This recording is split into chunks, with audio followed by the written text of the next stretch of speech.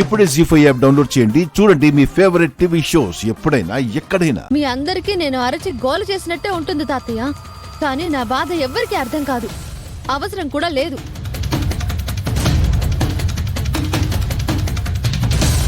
ఇదిగో అన్నింటికి మా వదిన అంటాడు. ఇప్పుడు చెప్తున్నా, ఆవిడేదో నిన్నిలా ప్రేమగా చూస్తుందేమోనని భ్రమపడుతున్నావు. కానీ అదంతా ప్రేమ కాదు. నిన్ను తన కాలి కింద చెప్పులా తొక్కి పెట్టాలని చూస్తుంది. నీ మీద కుట్ర చేస్తుంది.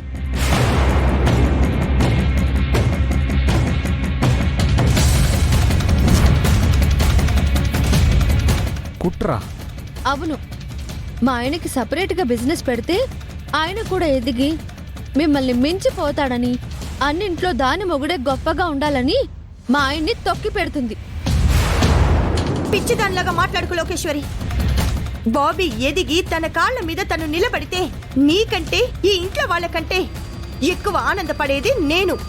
ఆహాహాహా, నిజంగా నీ మనసులో ఈ ఉద్దేశమే ఉంటే ఈ సలహా ఎప్పుడైనా చెప్పావే తనకి?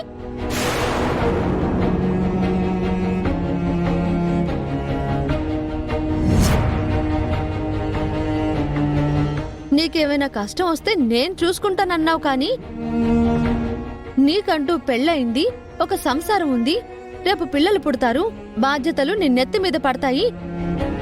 కాబట్టి నీకంటూ సంపాదన ఉండాలి, ఓ ఇండివిడ్యువాలిటీ ఉండాలి అని ఎప్పుడన్నా చెప్పావే? ఏవండి, చెప్పిందా?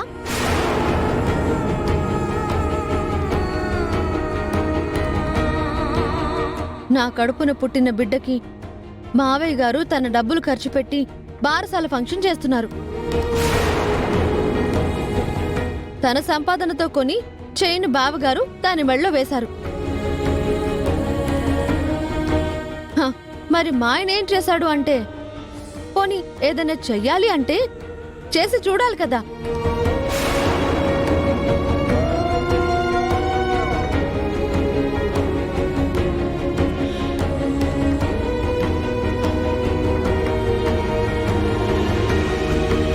రేపు నా బిడ్డ కాస్త పెరిగి, నాన్న నాకు చాక్లెట్ కావాలి, నాన్న నాకు బొమ్మలు కావాలని అడిగితే, వెళ్ళి పెద్దమ్మని అడగమ్మా, వెళ్ళి పెదనాన్నని తాతయ్యని అడిగి తీసుకోమ్మా అని చెప్తారు. అంతే కదా?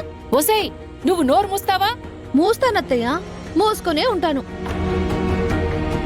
మొగుడు ఎదగాలి, తనకు సంఘంలో అందరిలాగే గౌరవం ఉండాలని కోరుకునే హక్కు కూడా నాకు లేదు. కాబట్టి నోరు మూసుకునే ఉంటాను.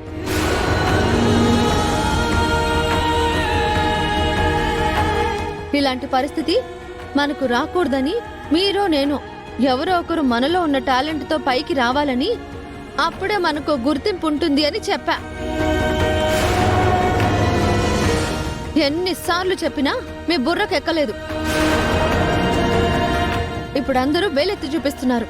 ఇక ఇప్పటికి కూడా మీకు అర్థం కాకపోతే నేను ఇంకేం చేయలేను. అంతా నా కర్మ అనుకుని ఏడవడం తప్ప.